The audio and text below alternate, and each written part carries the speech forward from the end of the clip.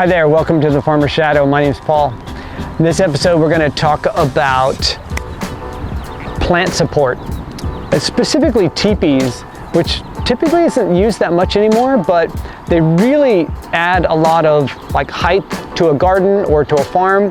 Plus, we're finding ways that we can use reusable materials that often aren't really used. One, in the Southwest, there's a invasive plant called arundo donax. It's a giant reed, and it's very invasive, and there's many uses, and we use it for the teepees. So we'll be going over those a lot, and also a little bit about fava beans and sugar snap peas and why I like them.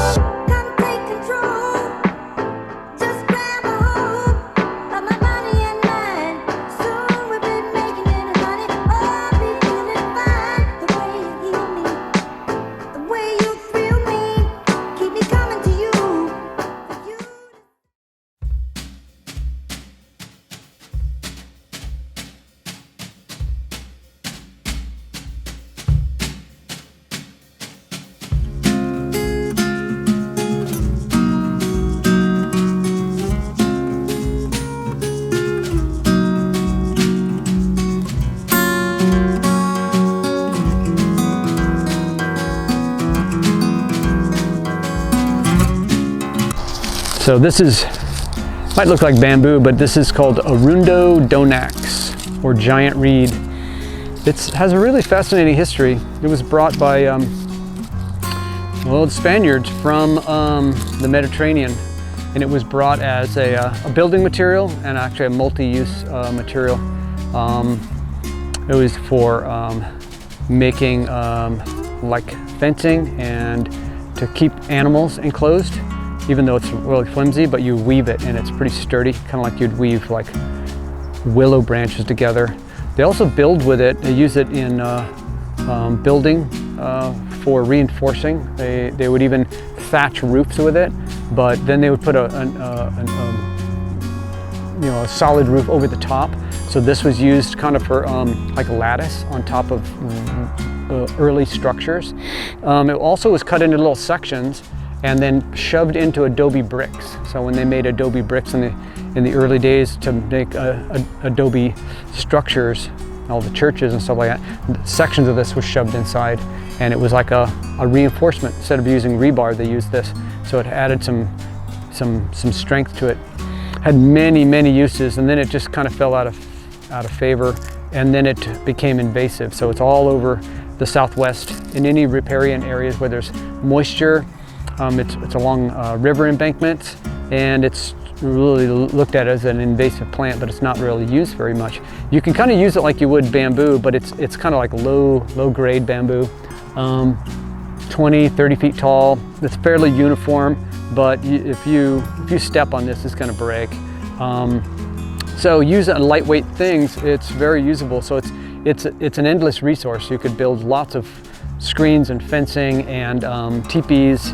And you can actually lash these together so they're more of like a solid line of them, kind of woven, not really woven, but just kind of overlapped. And then if they're lashed, you can make really long, very sturdy lengths of them that many cultures use them for all kinds of things. But I've done it where you drive your posts in the ground, and then you're going to put a number of these all lashed together, so that's your top rail of a big trellis for tomatoes and beans and cucumbers and stuff like that. But they do have to be lashed together, because by themselves they won't hold, they'll just bow down, but a number of them together work really great. They're free. It's totally legal that you can take all you want from these riparian areas, but you can look into any ways you normally would use bamboo. You can use this giant reed. And you may have heard of reed instruments. This is the material that's used in a reed instrument, like a clarinet or whatever those instruments are. They put a small, what looks like a little wooden reed. It's from this plant. Yeah, really fascinating history. It's been around a long time. It's still on a lot of the structures that are in Old Town in San Diego. It's called Old Town. It's the ancient structures that are there. If you look under the eaves, you'll look up and the eaves have this under the eaves all the way around. And they're well over 100 years old. So yeah, neat plant. It's everywhere. You could dream up lots of different things to do with it. All right, another very cool seed company called Adaptive Seeds. They are in Oregon. Organic seeds. One of the things I really like about this company, it's a really small company. They have, again, really diverse varieties of things, but they're not like really odd ones that aren't very productive. There's one of the companies that I really dug their catalog, because they came up and talked about what heirlooms are.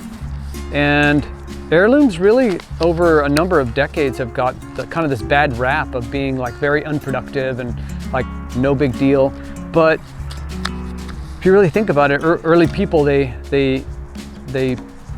did a lot of work by breeding and human selection of varieties of plants.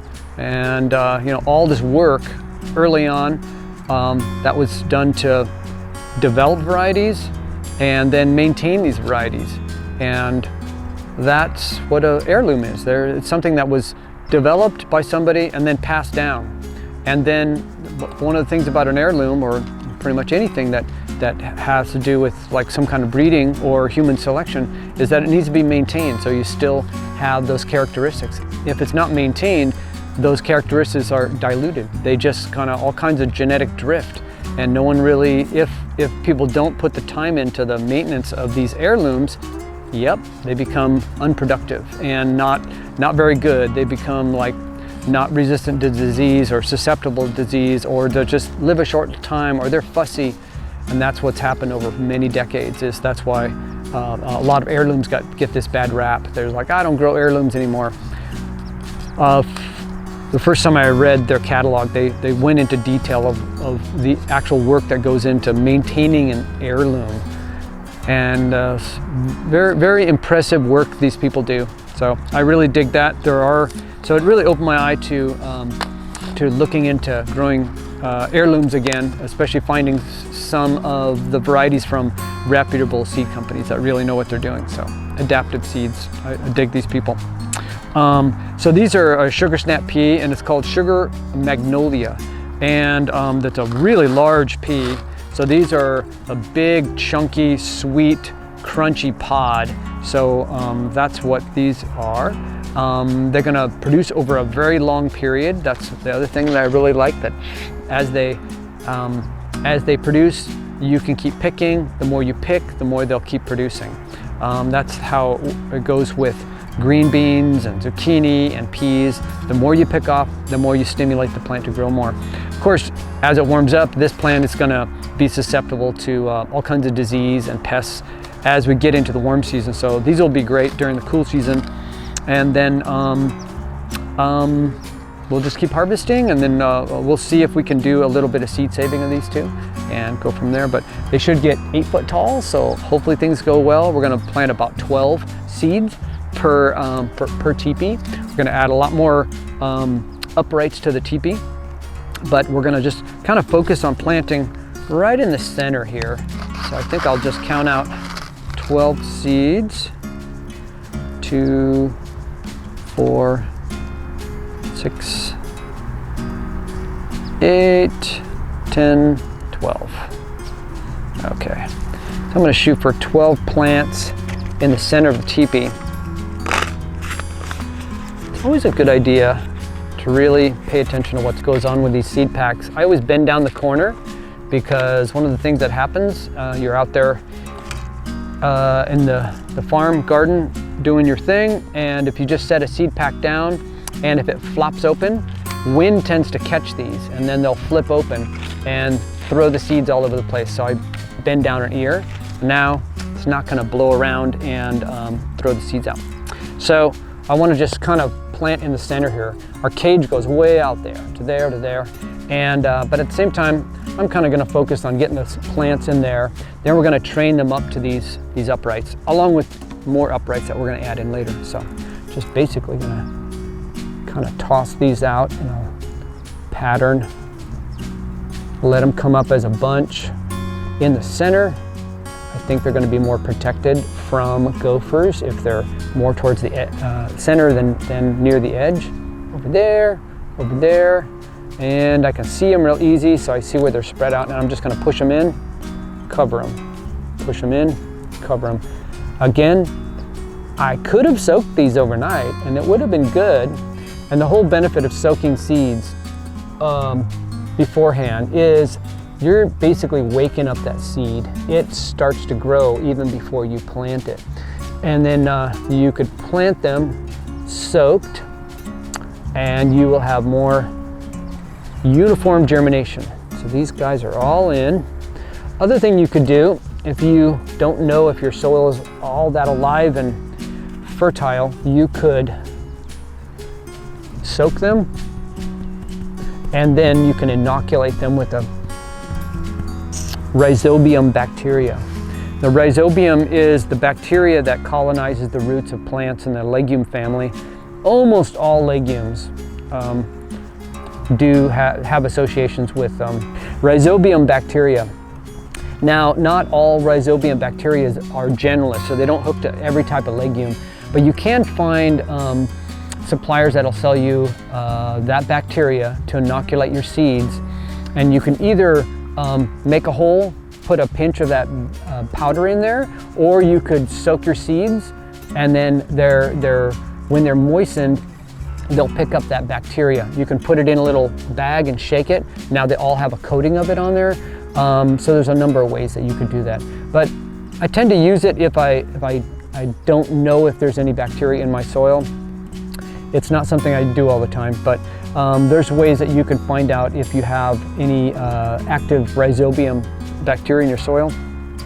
You could go dig up some bean plants or even some wild clover and see if there's nodules on the roots. If you're not sure, just go ahead and buy some Rhizobium bacteria, and that does come in different forms. So you want to get some that might be for peas or fava beans or common beans, but you can look into that. I don't do it all the time. If it's like active farmland, that Rhizobium, and there's been a lot of nice diversity of plants growing in your soil, you probably don't need to, but it's personal choice. If you find out later that you dig up some of your plants and there's none on the roots, and it's very obvious, those nodules are very distinctive, you can see them. If there aren't any, then you might want to look into getting that bacteria as an inoculant and doing it a few times, and then it'll be in the soil. So, all right, we're going to plant these up, and the peas are going to be here. Then we're going to take some small sticks later so they can direct to these main supports, and then go from there.